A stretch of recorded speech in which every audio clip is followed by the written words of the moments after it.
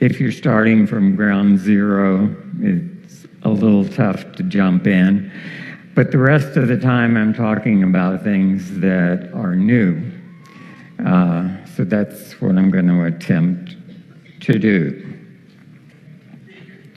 I want to begin by introducing a term I haven't used with you before, but you need to start using this.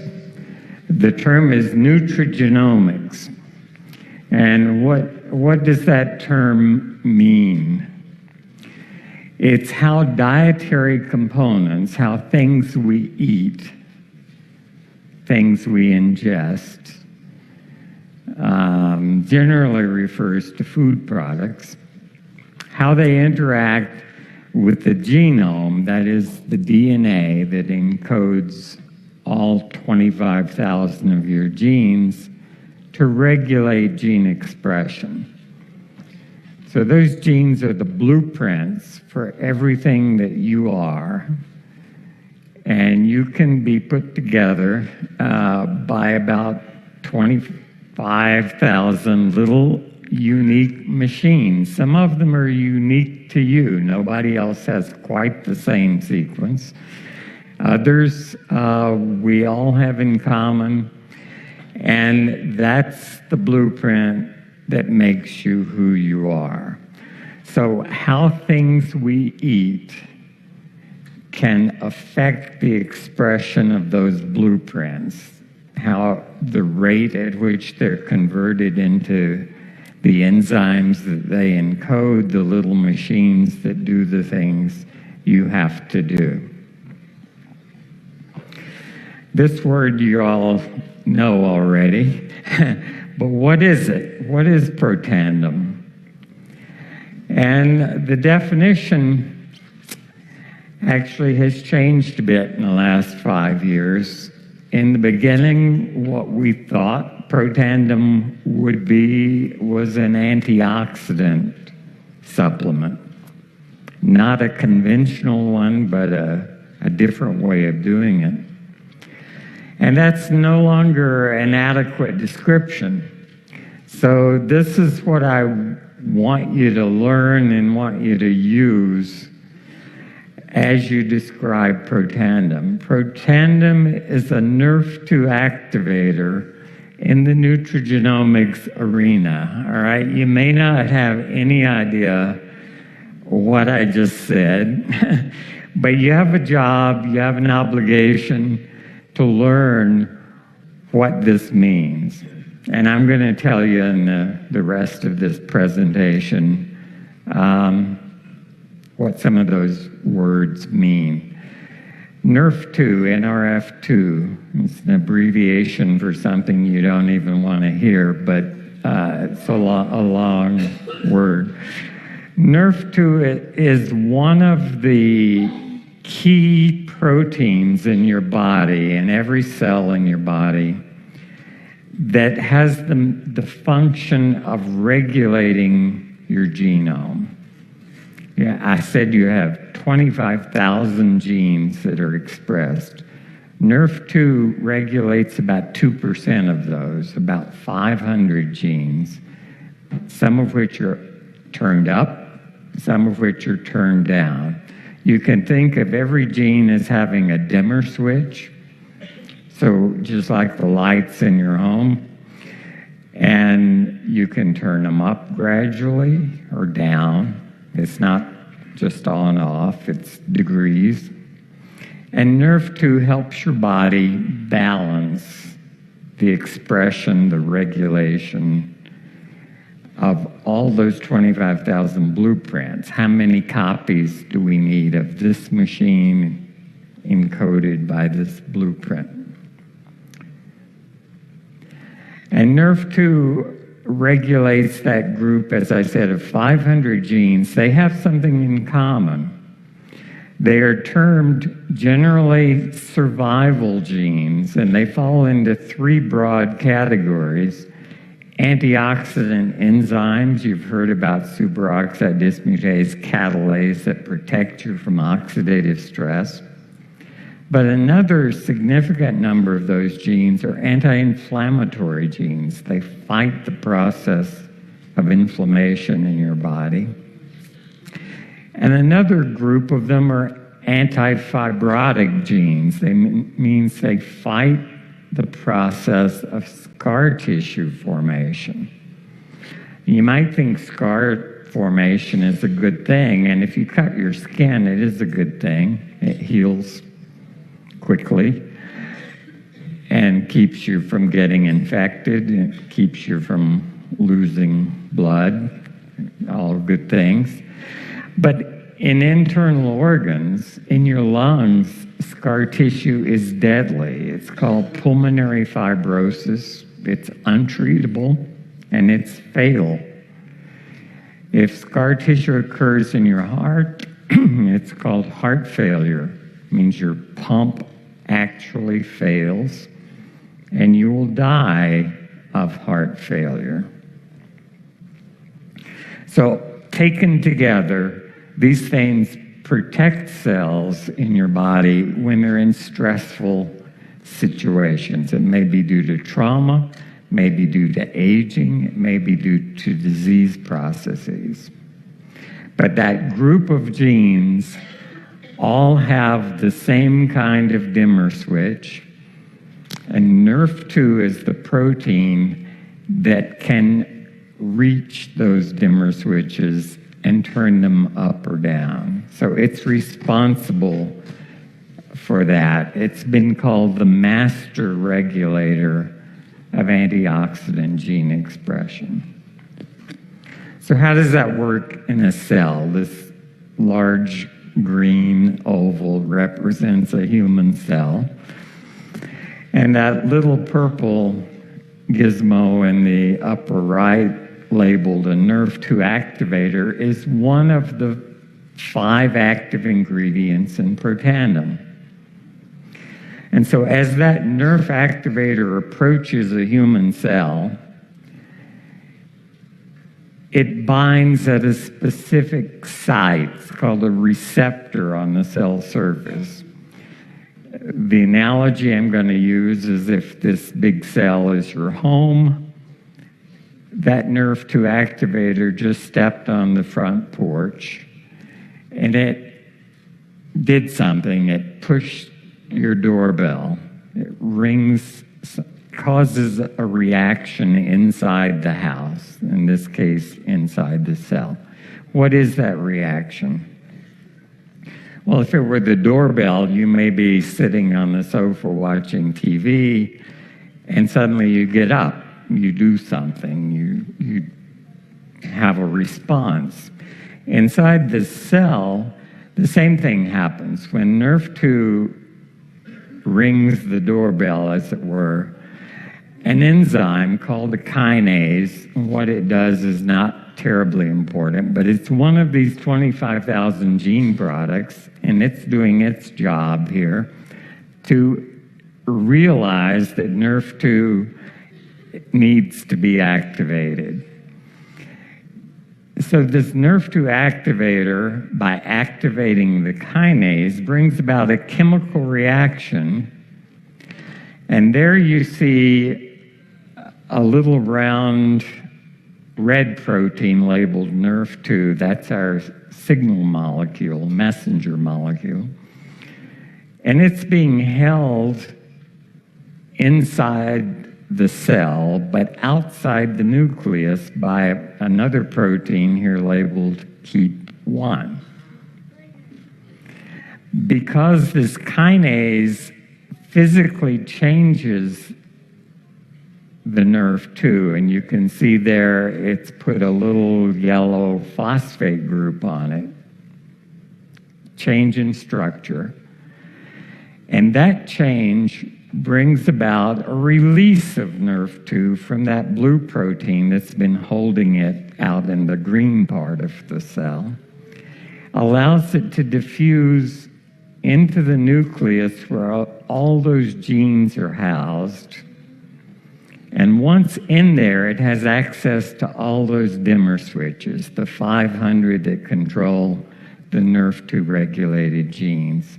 And so some of them will go up, some of them will go down, because NRF2 has entered the vault where the blueprints are kept. And this may seem like hand-waving, it may seem like a fantasy. Every step of this is true. It's simplified a little bit, as you might guess. And if I showed you the real science, you probably would have trouble following it. But that's what happens. And the analogy is not much different than if somebody rings your doorbell, you get up, answer the door, it tells you go to the kitchen, and you enter that room of the house. And once in there, you can turn on switches. That's what NRF2 does. And when those switches are turned on, these three groups of genes that I just talked to you about are up and down regulated depending on what they do. So antioxidant enzymes are expressed, more antioxidant enzyme protection. Antifibrotic genes are expressed, and anti-inflammatory genes are expressed. And some genes are turned down, the ones that are pro-fibrotic and pro-inflammatory, because they're switches that cause things to happen and cause things not to happen. And the result is that cell is now protected from stress.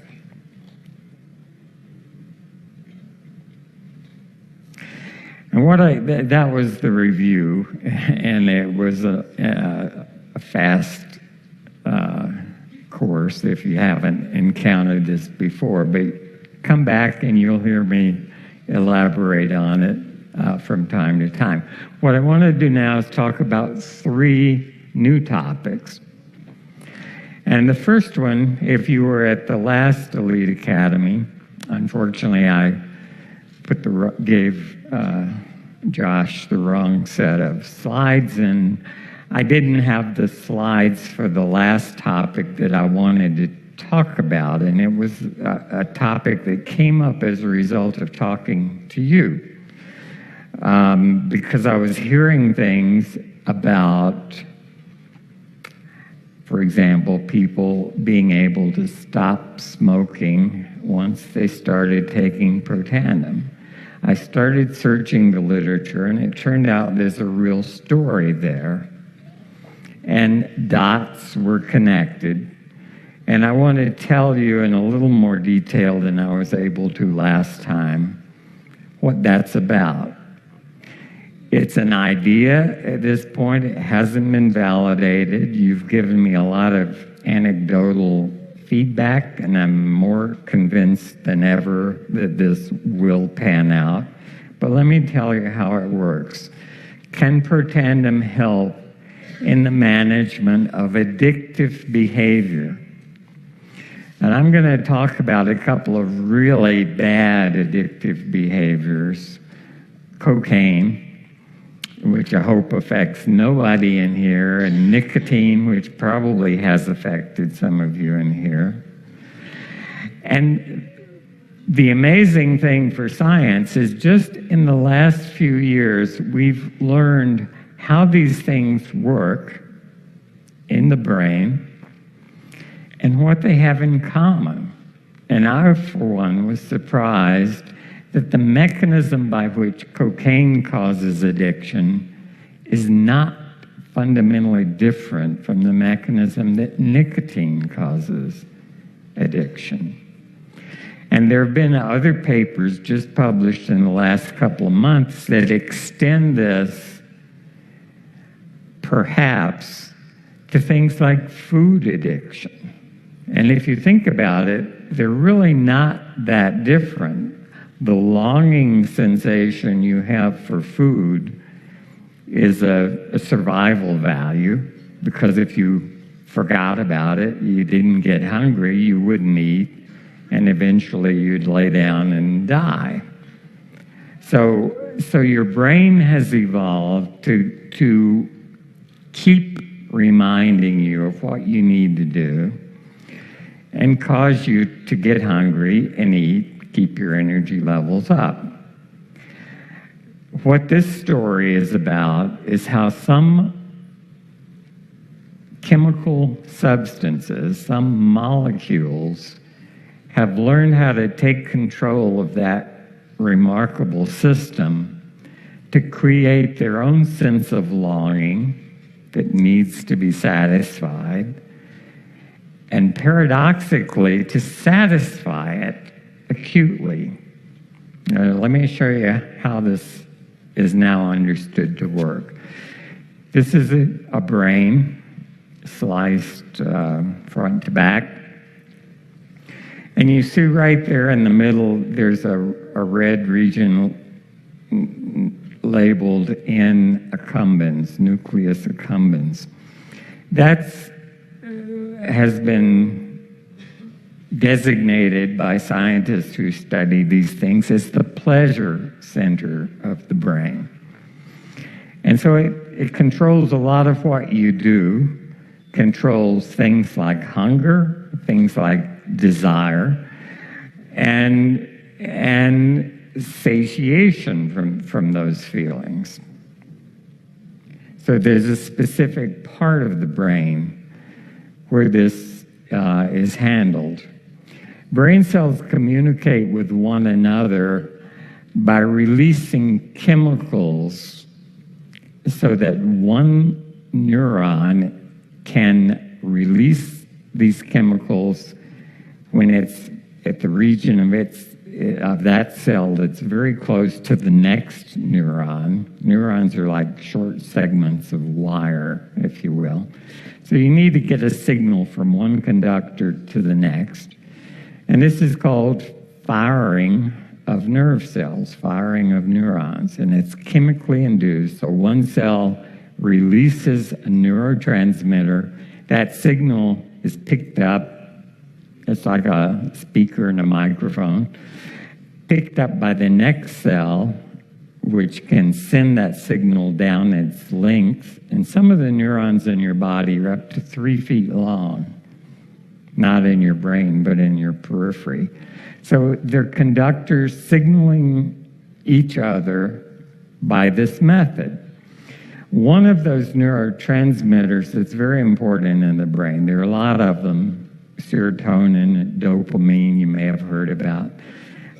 One of them is glutamate, and you've probably heard about glutamate too in the form of MSG. Do you know what MSG is? It's responsible for Chinese restaurant syndrome.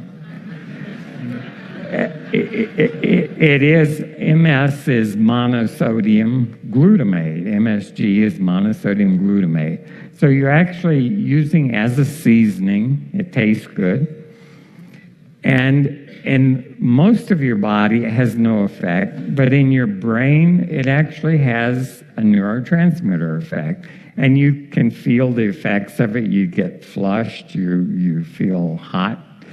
Your capillaries may dilate. So it's actually affecting neurotransmission in the brain. In this particular region of the brain that I'm talking about, the nucleus accumbens, that feeling of satisfaction is due to maintaining a basal level of glutamate. And again, this is a common metabolite. The rest of your body's making it. The brain is putting it to a particular use. And so it's been found just recently that cocaine blunts the activity of this region of the brain to release glutamate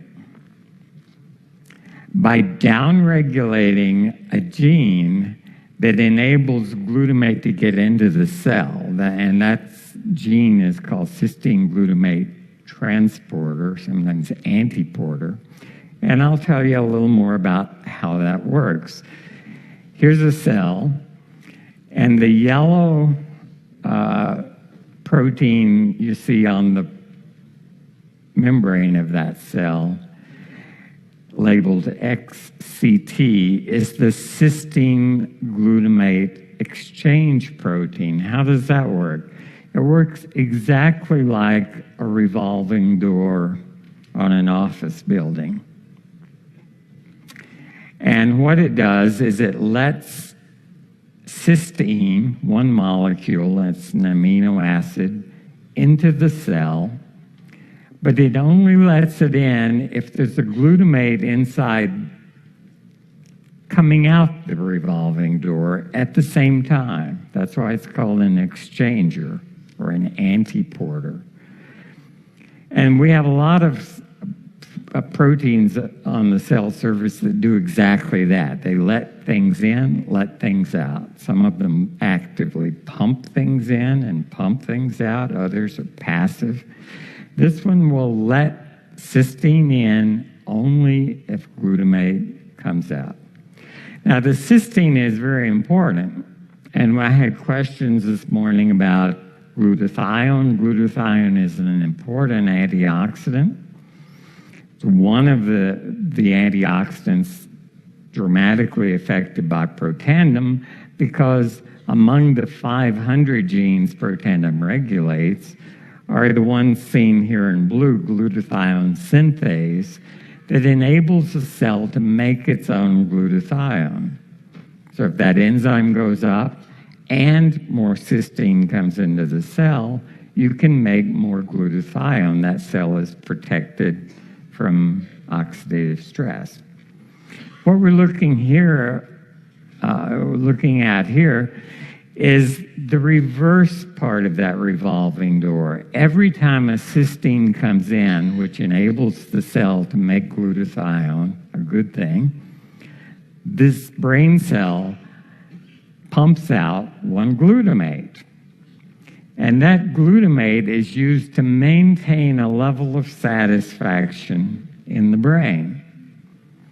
What we found by reading the literature was that cocaine blocks that revolving door.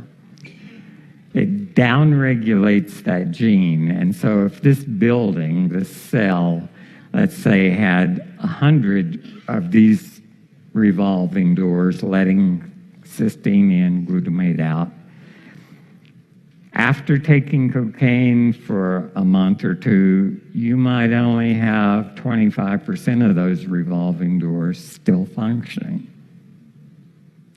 Okay, that's a concern. How does that manifest? And before we go there, let me say that the surprising part, nicotine, exactly the same thing.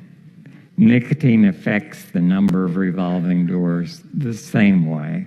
So it decreases your brain's ability to make glutathione and decreases the brain's ability to secrete this important neurotransmitter. So chronically, either nicotine or cocaine, and I'm talking about nicotine because that's what's been published in more detail now, drops the basal level, the baseline level of glutamate. And what that does is it creates a sense of longing. So you see on the left side, normally you have a fairly high glutamate level. And on the right side, that's a situation that's neither longing nor satisfaction. It's just kind of a normal place to be. And if you take hits of nicotine to this region of the brain, and that's shown at the bottom, along the bottom of this axis, and you get repeated exposure to nicotine or cocaine, what happens is the glutamate level starts to drop. This is the baseline level. And that creates a sense of longing, a hunger for something. You need something.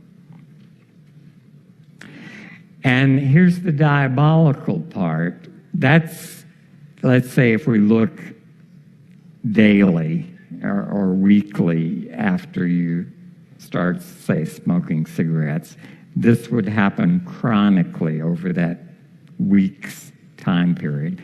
If you look at what happens in the short term,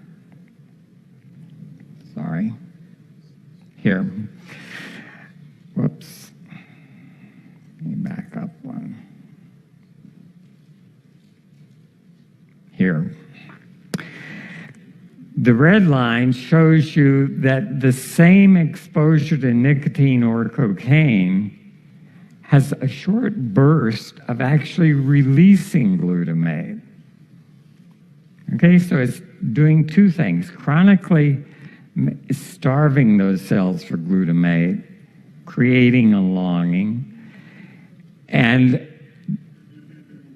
acutely, meaning in the case of nicotine, maybe for only 15 minutes, causing those neurotransmitters to be released at the neuron junctions by a different mechanism than the one I just described. So it's affecting glutamate two different ways. It's blocking it in the basal level, and it's stimulating it for a short time. And you can see how diabolical that turns out to be, because taking repeated hits of these substances creates a desire, and the same substance temporarily relieves that desire. So as you move down this curve week after week, your longing increases, and you're dependent upon that spike to bring you back up to a level of satisfaction. All right? If you were designing a diabolical system, it couldn't get any better than that. Okay, what about this turnstile protein? We have, in the past year, looked at the effect of Protandim on every gene in the human body, all 25,000. What I'm showing you here is a section of a spreadsheet that looks at about 25 of those genes. And these are the ones that are most affected by Protandim. And so there would be 1,000 more pages like this, and I have all of those, and I've spent hours looking through them. Now, as though I didn't have anything better to do. And what you see here is, about 10 lines down is this cysteine glutamate transporter. It's one of the genes most affected by Protandim. And here we see that this, I think, is in brain cells. We've done it in vascular cells as well, at 2 different concentrations of Protandim each. And that 6.49 is at a high concentration of Protandim. And what that means is it increased the number of those turnstile proteins 6.5-fold, 649% more in the presence of Protandim. And this is it in bar graph form, showing you first what nicotine does. And so we're starting with normal, healthy cells, normalizing their level of this turnstile protein that's causing this problem before and after nicotine. And what you can see is the nicotine really represses the expression of that protein. So the cells don't have these revolving doors. They can't get cysteine in to make glutathione. They can't get glutamate out to satisfy your brain. What does Protandim do to the same protein? It upregulates it. In this case, at a low dose of Protandim in endothelial cells, vascular cells, 250% in the other direction. All right? So this, again, this is not a human clinical trial. This is not even an animal study. These are putting together 2 dots and drawing a line between them, because we think we know how this system works and what will happen. And so the question raised by all of this is, can Protandim help break addictive behavior? And elevating GSH has been shown, on the one hand, to be efficacious in humans trying to break addictive behavior by increasing, or by methods that cause increased glutathione in this region of the brain. And they can break behavior to both cocaine and nicotine. We know that Protandim elevates GSH levels, and it's in part by increasing that turnstile protein. And what we found is that, or what has been found by others, is that that turnstile protein is also important in preventing this longing sensation from developing in the brain. So the turnstiles are absolutely essential.